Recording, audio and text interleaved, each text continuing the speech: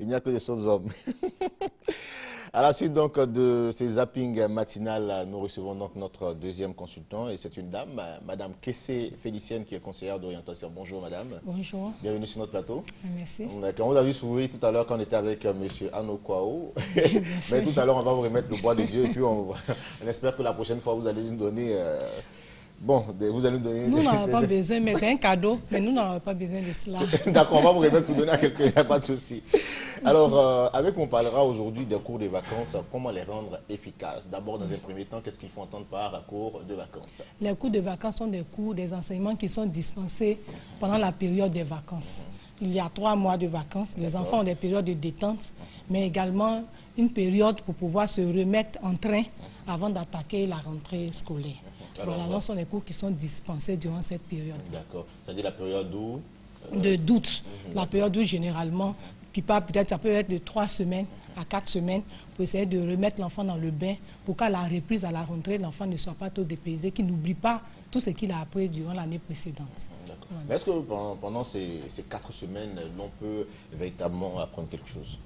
On peut apprendre quelque chose, mais il faudrait que le travail soit bien préparé, bien organisé.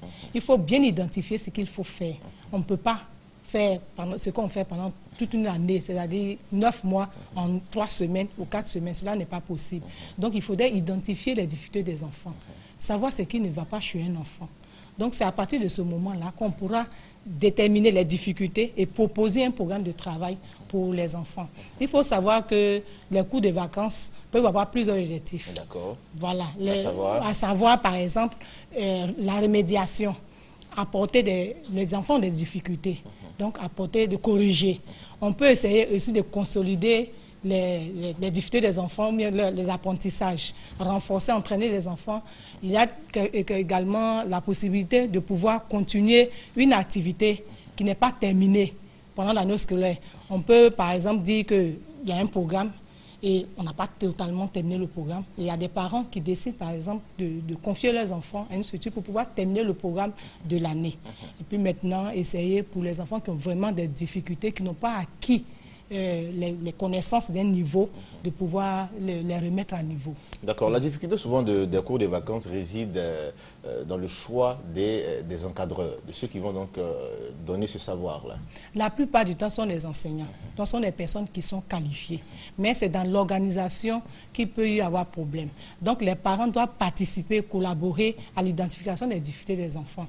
Quelquefois, en fin d'année scolaire, pour les enfants qui passent de justesse, avec quelquefois 9 de moyens qu'on repêche pour passer en classe supérieure, qui ont généralement 10, c'est vraiment trop juste. Donc les enfants ont beaucoup de lacunes. Donc les parents, cela est consigné dans leur bulletin scolaire. Donc les parents, au vu de ce bulletin scolaire, des recommandations de l'école, peuvent confier leurs enfants à une structure pour pouvoir les aider à les remettre à niveau. Quelquefois même les parents aussi visent l'excellence. Lorsque les enfants doivent intégrer des écoles d'excellence où vraiment le niveau est très élevé, ils veulent approfondir les connaissances de leurs enfants. Donc, ils peuvent également confier leurs enfants à des niveau. Voilà, une mise à niveau, mais approfondie. Il y a des élèves qui sont très brillants, qui peuvent avoir 12 de moins, 13 de moins dans des matières. Mais comme les parents veulent vraiment viser l'excellence, ils peuvent rechercher par exemple 15 de moins, 17 de moins. Donc, on confie ces enfants également pour vraiment exceller. Voilà. Est-ce que ce n'est pas aussi souvent un problème d'avoir soit les mêmes encadreurs pour les vacances et pour la rentrée scolaire? À savoir, je m'explique. Souvent, les sujets qui sont donc traités pendant les cours des vacances sont les mêmes qui sont donnés l'année suivante aux élèves, ce qui amène donc ceux qui ont participé au cours des vacances à avoir des meilleures notes par rapport à ceux qui n'ont pas peut-être participé à ces cours de vacances-là. Ça, moi je pense que c'est une petite illusion, parce que comme je l'ai dit tout à l'heure, on ne peut pas faire tout un programme de 9 mois en 3 semaines ou 4 semaines, cela n'est pas possible. Mais c'est vrai qu'on montre quelques éléments, quelques éléments du programme de l'année suivante aux enfants. Donc, généralement, les enfants travaillent bien le premier trimestre, mais les autres trimestres, ils n'ont pas pu voir certains éléments, donc ils ont des difficultés. Et cela a pour conséquence que certains enfants n'arrivent pas, par exemple, à pouvoir bien suivre. Parce que lorsqu'ils ont déjà vu ils ne sont plus concentrés, attentionnés, parce qu'ils se disent que nous connaissons, alors que ce n'est pas le cas. Il ne faudrait pas que ce soit la répétition, il faudrait que les enfants vraiment apprennent ce qu'ils font, ils comprennent également ce qu'ils font exactement. Alors comment doit se passer donc l'organisation des cours de vacances pour que ce soit efficace? Il faut déterminer, identifier les difficultés des enfants. D'accord. Avec les parents, il faudrait que les parents collaborent. Vraiment, nous insistons sur la participation des parents. Les parents doivent participer à l'élaboration. Soit les parents transmettent leurs besoins aux enseignants. Les enseignants vont s'entretenir avec les enfants, identifier les difficultés des enfants, voir comment les enfants fonctionnent, comment ils apprennent, et puis maintenant faire un retour, donner un programme de travail aux parents. Et au vu de cela, il y a le contenu que les parents doivent pouvoir suivre au fur et à mesure dans la progression. Également déterminer la durée, la périodicité des activités. Est-ce que ça va durer combien de temps par jour? 2 heures, 3 heures, il faut bien identifier cela. Et puis combien de fois aussi par semaine le travail sera fait? Il faut pouvoir identifier selon les besoins des enfants, selon les difficultés de l'enfant. Ensuite, il y a le contenu même des activités. Qu'est-ce qu'il faut faire exactement? Il faudrait que les parents sachent cela également. Si on doit aider un enfant à progresser dans une matière, il faudrait savoir ce qu'il faut exactement faire pour que les parents suivent. Et l'enfant aussi prend conscience de ses difficultés, il sait ce qui est attendu de lui et il peut évoluer. Et enfin, il faut connaître le lieu également. Il y a certains, ça se passe dans des écoles ou bien au domicile aussi. Au domicile. Donc il faut pouvoir identifier tout cela, planifier, détailler dans un document qu'on remet aux parents. Voilà. D'accord. Avant de poursuivre en tout cas avec le déroulement des cours des vacances, on va demander à M. Tano de venir vous servir votre petit déjeuner. M. Tano, savoir que le petit déjeuner est proposé par la résidence Oinene. Merci M. Tano. Voilà, parlons maintenant du déroulement des cours de vacances.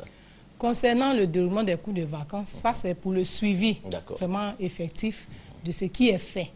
Il faudrait qu'une fiche soit élaborée pour l'évaluation. Pendant l'année scolaire... Qui fait la fiche? Les parents en fait, c'est l'enseignant. C'est l'enseignant avec l'enfant. Parce qu'il faudrait que l'enfant aussi également participe. Et lorsque je disais que pendant l'année scolaire, c'est la notation, c'est à l'aide des notes qu'on évalue les enfants. Mais pour des cours de vacances, il est souhaitable que ce soit une fiche de progrès, c'est-à-dire qu'on essaie d'élaborer un peu les différents niveaux, les étapes d'acquisition des connaissances des enfants pour que l'enfant même puisse suivre son évolution, sa progression, pour qu'il soit efficace. Merci. Alors, on poursuit. Et qu'il soit efficace. Donc, il y a plusieurs niveaux. Par exemple, si on donne un exemple, on peut dater, on part toujours des acquis de l'enfant. Ce que l'enfant sait, ses connaissances. Et l'enfant, par exemple, si je vais donner un exemple, pour pouvoir lire de façon expressive un texte, l'enfant peut partir de ce qu'il sait lire déjà. Il sait lire, il sait déchiffrer les mots. Donc, l'enfant doit savoir déchiffrer les mots sans hésitation, sans erreur, de façon fluide. Voilà. Maintenant, à la deuxième étape, au deuxième niveau, l'enfant doit lire sans hésitation, plusieurs niveaux, voilà, plusieurs niveaux pour suivre une certaine évolution. Donc, il lit sans hésitation et en s'arrêtant au point. Vous constatez que les enfants du primaire, par exemple, n'arrivent pas à lire correctement. Lorsqu'ils ne s'arrêtent pas au point, ils lisent d'un trait. Les ponctuations, c'est un problème. Donc, le premier niveau, par exemple, respecter le point, la première ponctuation. Le deuxième niveau, ça sera s'arrêter au point d'interrogation, au point d'exclamation, également aux virgules. L'enfant apprend. Au troisième niveau, par exemple, l'enfant doit pouvoir lire en tenant compte de tous ces éléments-là, mais avec des mots de liaison, jusqu'à ce que l'enfant puisse atteindre l'objectif qui est visé. Voilà. Donc, il faut toujours définir l'objectif qui est visé par matière également et selon les difficultés des enfants. D'accord. Alors, que retenir pour terminer? Pour l'essentiel, on demande la participation des parents. Il est important de revenir là-dessus. Là-dessus, vraiment, il faudrait que les enfants... Parce que ça fait prendre conscience aux enseignants que l'enfant est suivi, qu'il doit pouvoir faire le travail au sérieux, comme ils ont l'habitude de le faire d'ailleurs. Les enfants même voient leur progression et également les enseignants qui font le travail, les parents aussi, qui voient pourquoi est-ce qu'ils ont mis leurs enfants dans un cours de vacances. D'accord. En tout cas, merci beaucoup à vous, Madame Kessé Félicienne, conseillère d'orientation. Vous êtes membre de l'ONG grandécole.net et les contacts de l'ONG.net pour des conseils, si possible. C'est le 22, le 01, le 47 et le 46. Et le 77 39 49 59. Oui, merci à vous d'être venu sur notre plateau et c'est très heureux qu'on va vous recevoir pour la prochaine fois. Oui, merci. Allez.